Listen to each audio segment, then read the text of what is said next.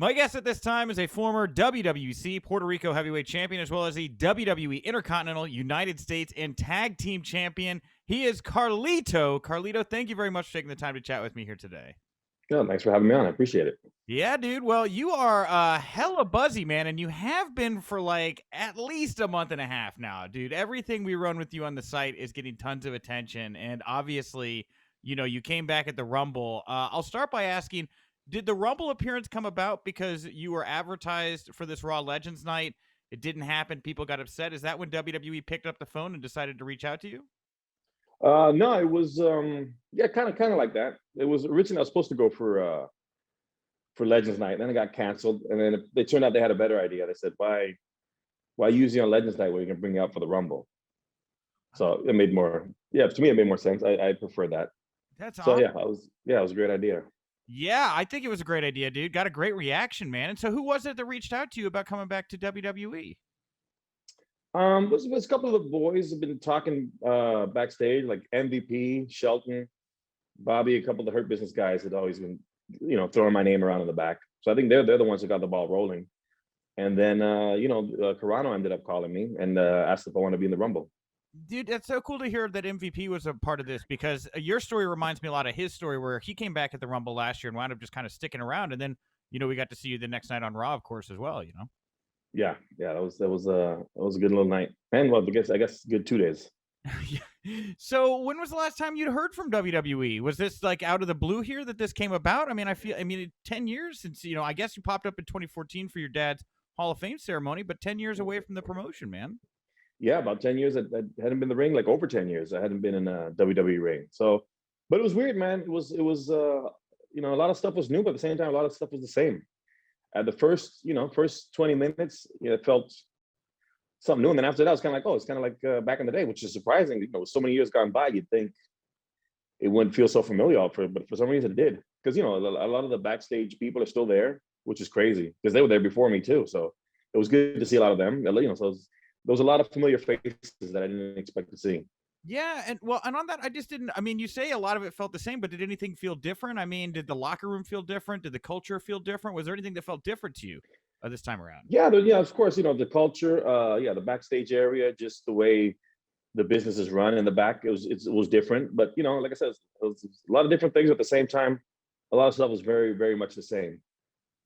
And how about Vince? Did you have a chance to kind of catch up with him and exchange any words, or no? No, I did not. I didn't. He wasn't. I don't think he was at the Rumble or at the Raw the next night. I got to see. A couple guys, like Triple H and Bruce Pritchard, Carano and Johnny Ace and a couple guys. But yeah, I didn't get a chance to talk to the big man. Yeah, and one of the people that returned in the Rumble, not just you, was Jay Resso, Christian, man. What was it? I mean, did that catch you off guard when you're lacing up in the boots in the back and you look over and you see Christian getting ready to go into the Rumble? Did that surprise you at all? No, it was weird because I didn't realize he'd been gone so long too. I don't know how long it'd been since he'd been in the ring, but I just always felt like he was, he was the part of the company in some way, shape, or form. I've seen him around in the last couple of years, so I didn't feel like it was that big of a surprise. But it's still great to see him out there, man. He's a good dude. Yeah, dude. And for you, man, like, this was your big return. I mean, 10 years away, and I think that had there been fans there, I mean, the reaction would have been obviously 100-fold. But how was it for you, kind of like getting to make your big return there in this moment where you're surrounded by fans on screens and not actually fans that are like screaming for you, Yeah, it's funny. It's one of those things where you hear about the buzz and all that and people talking. So it's just kind of feel like I hear it from a what do you call it? Like a third person, because being out there, it was great to see all those faces, but still you're looking at a bunch of screens, so you can't really get that heat that you get from a live crowd. But just hearing the post and stuff that people have said after has been great. But the only thing missing was just that that fan interaction that you just don't get without a live audience. Yeah, and dude, the other big thing I think a lot of people took away from your return, man, is just like you're in incredible shape, dude. Like, what have you been doing, man, to stay in this shape and come back looking? I mean, like in a time capsule, dude. Like, I think you even look better now than you did maybe the last time we saw you in WWE. Oh, thank you. Yeah, that's another big thing that people have been talking about, which got me wondering: is it an insult? Is it a backhanded compliment, or is like, oh It's my a god, you can sing really compliment. well? It's a compliment. I No, promise. I don't mean you personally. It was weird. Like all these people, yeah, I guess was I that bad before? Yeah, just just that was one of the things when I took my time away. I just wanted to get in shape. I wanted to do things different. I wanted to eat different. I wanted to train differently, and just not only my physically but my mind, everything. I just needed a break to get everything back the way I wanted it to. Yeah, man. Well, you sound very clear-headed right now, and so like you get in there, and was the plan always for you to come back on Raw the next night after the Rumble, or was that something that you found out kind of the day after, or maybe that night after the Rumble? I found out. I think I found out the night before, maybe. Yeah, I think the night before, right before I got on the airplane, they told me, "Oh, we're gonna need you at Raw too." So it's like, all right, so we'll see what happens. Turn the plane around kind of deal type thing. No, luckily they gave me enough time before I left Okay. to make arrangements. Well, it's cool seeing you tag with Jeff, dude. How was that? What was it like working with Jeff against Elias and Riker there on Raw? That's another thing. Like tagging with Jeff, like it's like old times. It was like I said, it felt like the same again. Used to tagging with Jeff, and then working. The new thing was working with the new guys, Elias and Riker, which seems like they're good, talented boys. It was good to get in there with the new guys, and at the same time, have one of my my longtime buddies, Jeff and I, when we go way back, to have by my side was a great, just another great experience to add to the Rumble. So we had heard that you were going to be on some kind of like 3-week trial run with the potential maybe sticking around longer, like an MVP thing. I guess that's not the case here. So is it just kind of a waiting for the right time to come back? I mean, where do you sit now with WWE at the moment? Right now, I don't know where I sit. There was never no. What was it? I heard that there was a tryout or something to be a producer backstage or something. That was none of that was ever mentioned to me. All we talked about was the Rumble and then Raw, and then after that, who knows? But as of now, there's I'd love to come back, but who knows? Right now, it's all in the air right now. I have no idea what's next for me. Yeah, well, I mean, dude, obviously you're a vet, no doubt about it. And you brought up the rumors about the producer or coach type thing. Is that something you'd be interested in, or do you still see yourself staying in the ring for a little while longer here? Like I said, I'm open to whatever ideas are out there, as long as it's a good idea. I don't mind. I know I'm a little long in the tooth now. I know I got more. How would I say? I got more years behind me than ahead of me. But the coach, I like helping out the new talent and stuff. So I don't know. Like I said, if somebody's got a good idea, then I'm happy to hear it. Putting all the return stuff aside, Carlito, while I have you here, obviously you've had like a great career, and your whole life has been pro wrestling. Son of arguably the greatest Puerto Rican wrestler of all time, in Carlos Colon. I actually had the Bushwhackers on like 2 weeks ago, both of them, Butch and Luke. And they told me like some crazy stories about working with your dad in Puerto Rico and like bloodied him and all that. Before I get to kind of that, I mean, first of all, do you remember like the Bushwhackers growing up? Were they like around or no? I remember all of them. I was it's funny because after the Rumble, I was talking to Ric Flair, and he was telling me stories about the old days. He goes, "Man, I used to love going to Puerto Rico, man. It was one of my favorite places. All the things, and then go into all the stuff they do, just crazy times." But yeah, but I saw all those guys come through here at one point. What I mean? So I'd seen them as a little kid, yeah. Dude, and so like you're that wasn't a soft style, right? That your dad was working, or the Bushwhackers. I mean, they were really going at it and stuff. Like it was it was hardcore before there was there was a term called hardcore. Yeah, they would have all these these bloodbaths. What's it like for you as a kid to like watch that and grow up around that? Like, how did you feel like about all that stuff? I think it's like everything. When you see it all the time, I guess people just get numb to it. They used to ask me that all the time, like.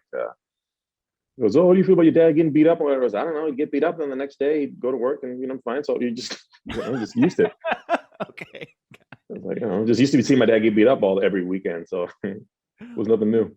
Yeah. Okay. I guess so. And so like you went from obviously like so when did you realize you wanted to continue on in the family business? Was there ever a doubt in your mind, or did you always want to be a wrestler? Like what? I have no idea. Like all my jobs are wrestling related. I feel like I had no choice but to become a wrestler. You know what I mean? Like people ask me, what else would you do if not a wrestler? I don't think I ever had a choice. It was just it was kind of just my path the whole time. It was always led to wrestling. So how did you wind up before you wound up on WWE TV? You did like a year or so in OVW. So how did you wind up there? When did you first get on WWE's radar? Probably when I was wrestling for my dad's promotion in Puerto Rico. I'd been there for about 4 or 5 years. I think somebody came down and saw saw one of our tapes or whatever and recommended me. I believe the story was Bruce Pritchard. I believe it was the story. And then they called me up to do some dark matches. I did my first one against Tommy Dreamer on Raw, and then my second one I did one with Jamie Noble. And then after that, they said they were going to hire me. They called me a few months later, and I flew off to OVW. How did you like being down in OVW? I did a little tertiary research into what your time was like down there. I've seen Jim Cornette, like, had some things to say about you down there. But what was your experience like down in OVW? I had a good time down there. I always, I don't know. Yeah, I don't think Cornette's my biggest fan, but it's. I think I don't know. I felt I didn't take it seriously. For me, it wasn't I didn't take it seriously. It was just I knew that OVW wasn't the end all. The goal was to get to WWE. So my goal was always to be WWE. No disrespect to OVW or anybody, but I knew where I was going, and that's what I focused on. I didn't worry about other things at that time. And so when you came to the main roster, it took a little bit there for them to figure out exactly how they wanted to package you. How did the Caribbean Cool persona come about? When did that finally get settled on? That's a good question. I think I remember it was just I used to always be a babyface, and it was Rip Rogers who told me, "Why don't you try being a heel?" And then I felt like I could express myself more as a heel. I always thought I sucked as a babyface. I always preferred being a heel. So it's just the Carlito character anyway. He's always a heel, Sure. He's a likable heel, but he's still a heelish character. And just started kind of being me. And then that's what they kind of liked. This guy's a laid back guy that, likes to just be smooth, be cool, and just lay low. Do you remember the first time you bit into an apple and spit it in somebody's face? Do you remember how that came about or no? I was doing one of the, which I think I realized now were Razor Ramon ripoff vignettes. In one of them, I was at a vendor's, vendor's like little setup, and I spat in it. That's the first time I remember it. Yeah, the time you want to spit in the guy's face at the end of it. All right. And then Vince saw it and he loved it. And he goes, "Oh, I want you to keep doing that." All right. So that's how it kind of became the gimmick. Yeah, that's funny you say that, because it sounds like something you did once that Vince would just be like, "Now you're doing this all the time." Exactly. Yeah, it shows you his genius. Yeah, you're spitting apple. Hey, you know what? People love it. I'm sure that you can. It's tough for you, I'm sure, to walk to a ring right now without an apple, considering everything. Exactly. Yeah, and I don't mind it either. I don't think I'm. It's one of the things that made me, and I'm glad to walk around with the apple, and if they have to spit it, even better. Yeah, man. Like after being an OVW, you find this new persona, and dude, you get a big win right out of the gate, man. You show up on SmackDown, you beat John Cena for the U.S. title. Huge moment for you. What was that like? I mean, did you expect to get that kind of push right out of the gate? No, not at all. I didn't expect it at all. So I felt, I felt a lot of responsibility. I said, "Man, don't screw this up." But I didn't. That's not. It felt like such a long time ago. But of course, it's great. You got one of the biggest stars, at least one of the biggest rising stars at that time. Yeah. And to give me a push like that, was great for me. What was your relationship like with John? I mean, that must have been huge for him. I mean, and it goes both ways. I mean, he had to be cool with doing the business and making you look so good there. Yeah, he's always been a giving guy. He's always been one of my biggest cheerleaders. So yeah, it was of course if it doesn't if he didn't agree with it, doesn't go down. You know what I mean? So I was very gracious of him to allow a young kid come in and him to do the honors for. Yeah, well, I mean, dude, you had a great career. Obviously, has so many memories, all the Cabana segments, and you got to work with literally everybody. I mean, so what ultimately led to you getting frustrated, man, and needing to take a little time away to clear your head? What do you think was why that came about? I don't know, just maybe the rigors of traveling all the time, family life. Just I don't know. It's just I don't know. It just felt like I needed an escape. I just needed to get away. I needed a break from everything. Because even when I did wrestle in WWE, I'd go and wrestle for my father's promotion. Sure. So I kind of never really got. I was on the road all the time. Just being in the airport, being on a plane. Sounds great to everyone at first, you know what I mean. But then just once you're traveling all the time, you start to enjoy your time at home more. But of course, I wasn't enjoying my time at home either. I don't know. I was just in a dark place, and I just needed to get away. I don't know if I need to get away for 10 years, but I need I need to get away for a little bit. I heard you use that line before, and that makes me laugh. I don't know if I needed 10 years. Yeah. Exactly. It's just funny to me. Yeah, that was like 10 years. So I mean, you like you say, you sound great now, man, and you look great. I mean, when did you kind of come out of that dark period? When did you start to feel like you'd kind of let all this stuff go, and that you've matured, and that you could kind of move on to the next point of your life? I mean, when did that happen here in the last 10 years? Probably soon after I left WWE, maybe like about 2 or 3 years after. I kind of just, it was great. I had time to just sit and breathe, and like everything just slowed down for me. I mean, I was able to analyze everything and just take my time, and just I didn't have to be anywhere, which is great, so I could focus on me. And after that, also I need to get I need to set certain goals too, and to get myself right. Yeah, how are Primo and Epico doing? I feel like you would be a great mentor for them and help them kind of navigate whatever waters they're going right now. Yeah, they're doing good. Right now they're working on my dad's promotion, Yeah. trying to get my dad's promotion up and running again after this pandemic. So I was supposed to go down this weekend. I don't know if that's going to happen or not, but I was supposed to go down there and help out. But we'll see how if the airports open up again. But as of now, I don't know. But yeah, their goal's always been like kind of on the promoting side. They've always enjoyed that more than I have. I just, for me, it's always enjoyed the wrestling part. Just just seeing the business and dealing with the boys and stuff it looks like a lot of headaches that I don't need.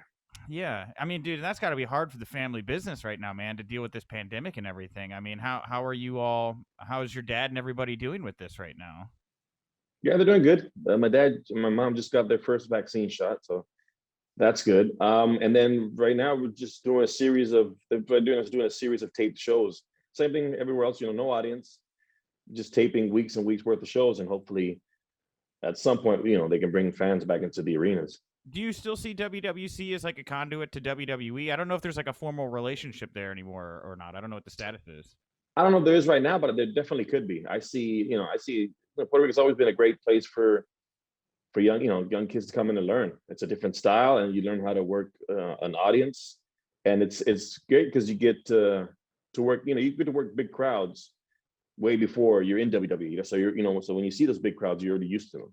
Mm-hmm. Yeah, and I mean WWE, they have their NXT North America here. Obviously, they have the NXT UK. I mean, do you think it'd be interesting or worth their time to consider doing like an NXT Puerto Rico? I mean, you guys seem to already have a little bit of the infrastructure kind of set up there for them to maybe to consider. Yeah, it'd be great. It might be a little too small of a market for them, but I would definitely like to see a Latin American NXT. You know what I mean? I think that'd be huge. I think there's a lot of talent out there in those countries that still haven't been discovered, and there's a big audience. There's a big Latin audience all over the world.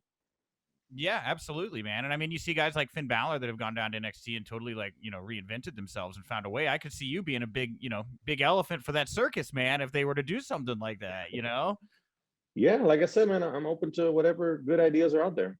Yeah. Well, you mentioned, I know in another interview that you were open to WWE. You were also interested in AEW, whereas another place I think a lot of fans would be interested in seeing you.